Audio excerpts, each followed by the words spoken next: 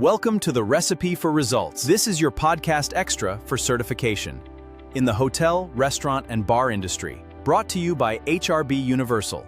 You know, when we sit down at a restaurant and order a burger, we're placing a massive amount of blind trust in a totally invisible system. Oh, absolutely. Yeah. We just assume, the meat was stored right or the prep surfaces were clean. Right. And that you aren't going to spend the next 2 days regretting your life choices. Exactly. So welcome to today's deep dive. We are looking at the actual registration blueprint for one of these exact certification exams. Yes, the ServSafe Food Protection Manager course. Right. And this specific one is happening down in Destin, Florida on August 34, 2026. Mm-hmm.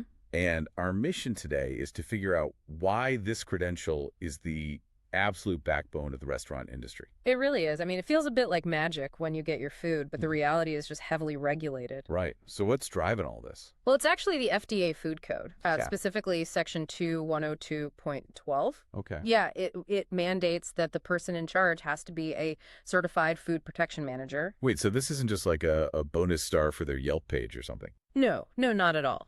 Someone with this credential has to be on duty whenever food is being prepped and served. Oh, wow. So it's a strict legal necessity then. Exactly. Well, what really caught my eye in these course materials is the mandatory self-study. Like for the $179 course option. Right, the online portal? Yeah, you don't just show up on a Monday morning and start learning the basics of cross-contamination. No, you really can't. You have to log in and do the heavy lifting before you even walk through the door. Yeah, that structure is very intentional. It reminds me of like a flipped classroom or honestly taking your driving test. Oh, yeah, that's a good comparison. You absolutely cannot just roll up to the DMV expecting them to teach you what a stop sign is on test day. Right, exactly.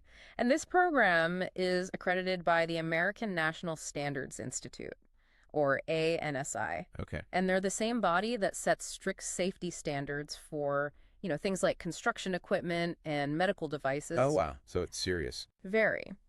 By forcing that pre-work industry, experts are trying to establish a culture of food safety early. I see. They want the manager's mindset completely shifted before the formal in-person review even begins. So they force you to learn the basics at home because the in-person session is purely about application. That's right. You aren't learning what bacteria is.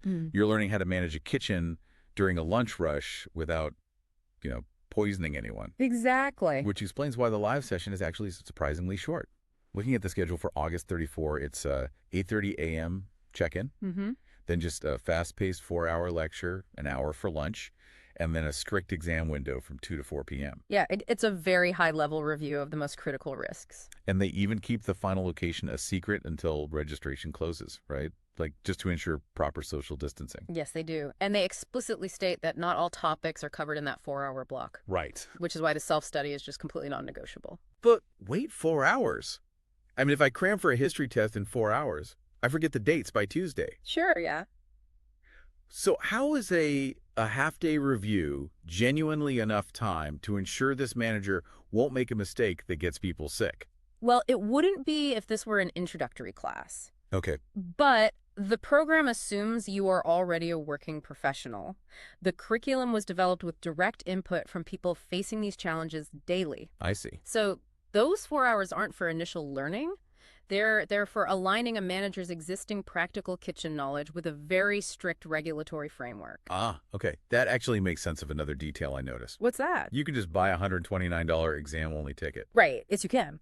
Which proves this isn't about, padding a company's bottom line with mandatory classes. It's a strict competency test. Exactly. If you know the science, you can skip the morning and just take the test. So let's talk about the exam itself, because that afternoon session reveals a lot. Oh yeah, the execution is a masterclass in balancing strict security with a diverse workforce. Right, because the testing is heavily shifting to electronic formats now. Yes. You can bring your own device or they hand you an Amazon Fire tablet. But they also maintain this incredibly complex paper exam system. They do, yeah. Which requires a strict 20-day advance notice. Mm-hmm. Why hold on to paper logistics at all in 7 languages when the whole system is begging you to just use an iPad? Well, you have to look at the global nature of the restaurant workforce. Okay. While tablets easily handle some things, offering expanded formats like large print or specific regional translations like Japanese and Korean on paper. Right.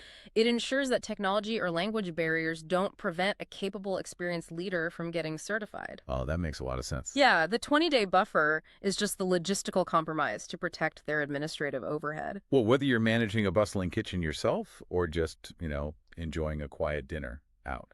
Understanding this rigorous science-backed training really gives you a totally new appreciation for those unseen systems keeping you safe. Absolutely. The next time you order that burger, remember there is an entire infrastructure of ANSI-accredited exams and dedicated professionals ensuring it's safe. Definitely. But here's a final thought to chew on. Okay. Looking through our sources, this exact same company is now heavily promoting 24/7 online courses and remote AI proctored exams. Oh, right. So given the rapid rise of that remote technology, is this traditional in-person certification model we just dissected destined to become completely obsolete? That's a fascinating point. Definitely something for all of us to think about the next time we dine out.